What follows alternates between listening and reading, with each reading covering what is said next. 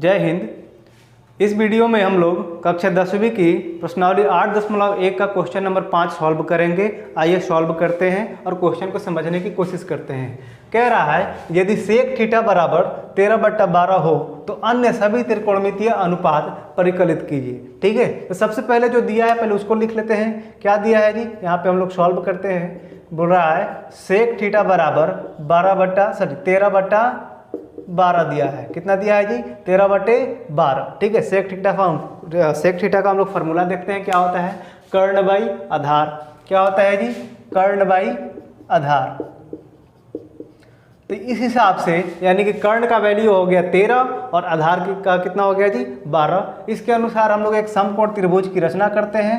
ठीक है, अब यहाँ पे हमने नाम हम कोई भी दे सकते हैं, ABCD कोई भी दे सकते हैं, PQR। ठीक है, यहाँ पे हमने B समकोण माना। ठीक है, यहाँ पे कोई एंगल नहीं पूछ रहा है, डायरेक्ट थीटा कह रहा है। यानी कर्ण का मान 13 और आधार का मान 12। तो ये हो जाएगा आपका, ये आपका लंब है, ये आधार है और ये कर्ण है।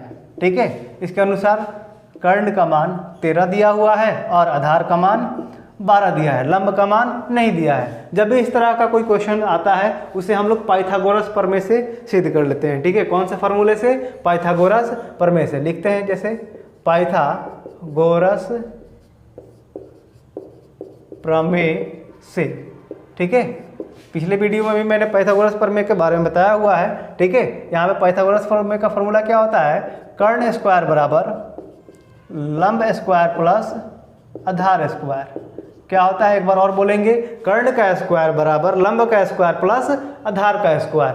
बारी बारी हम लोग इसमें वैल्यू पुट करेंगे। ठीक है, कर्ण का मान कितना है जी, 13, तो 13 का स्क्वायर कर देंगे। बराबर दिया है तो बराबर, लंब का मान कितना दिया है तो नहीं दिया है, तो यानी कि ये AB का स्क्वायर प्लस आधार कितना दिया है जी, 12, तो ये हो जाएगा 12 का स्क्वायर। ठीक है, अब इसके बाद क्या करेंगे, जैसे 13 का स्क्वायर दिया है यानी कि 13 का गुणा 13 बार यानी कि 13 से। ठीक है, तो ये हो जाएगा आपका 169 बराबर AB का मान AB स्क्वायर प्लस ये आपका 12 का स्क्वायर करेंगे तो ये हो जाएगा आपका 144। अब क्या करते हैं, 144 को बराबर के पहले ला लेंगे। तो जब भी हम लोग किसी संख्या को बराबर से या तो बाद भेजते हैं फिर पहले लाते हैं तो चिन्ह में परिवर्तन हो जाता है, यानी कि प्लस में है तो माइनस में हो जाएगा। 169 माइनस यानी कि 144 बराबर कितना हो जाएगा, ये AB स्क्वायर। ठीक है, अब इसको घटा लेंगे। ठीक है, इसको हम पहले लिख लेते हैं अपनी सहूलियत के अनुसार, आसानी के लिए।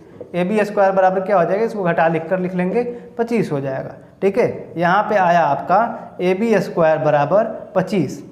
अब इस स्क्वायर को भी क्या करेंगे, बराबर के बाद भेज देंगे। और जब भी स्क्वायर को बराबर के बाद भेजते हैं, जब भी स्क्वायर को बराबर के बाद भेजते हैं तो सामने वाला जो संख्या होती है वो रूट में आ जाता है। ठीक है, इस तरह AB का मान जो है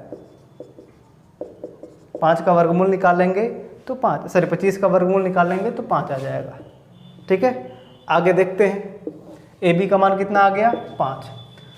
अब इसके अनुसार हमें बाकी जो अन्य बोल रहा है, अन्य सभी त्रिकोणमितीय अनुपात का मान परिकलित कीजिए, जैसे sine theta, cot theta, tan theta. ठीक है, सब का मान हम लोग ज्ञात करेंगे। तो सबसे पहले हम लोग लिखते हैं साइन थीटा का।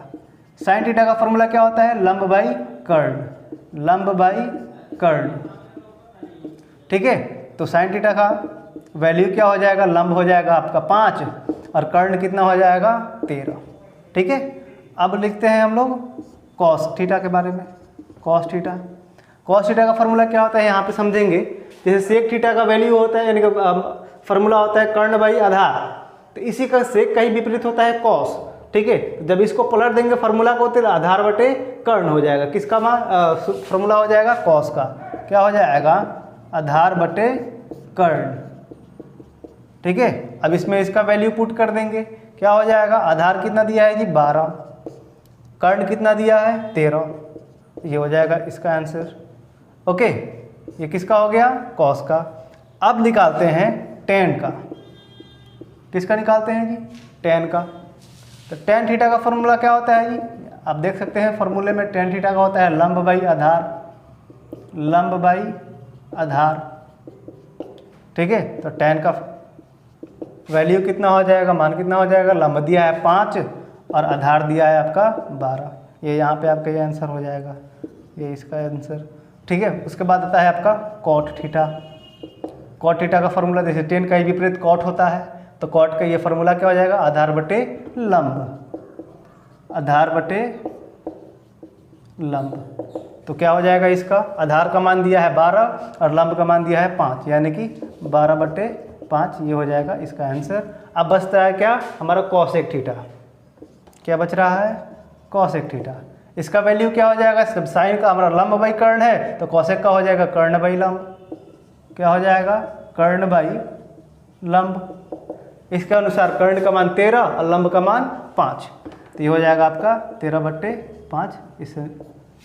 ठीक है, बाकी हमारा निकल गया 1 2 3 4 5 6, सबका वैल्यू हमने निकाल लिया।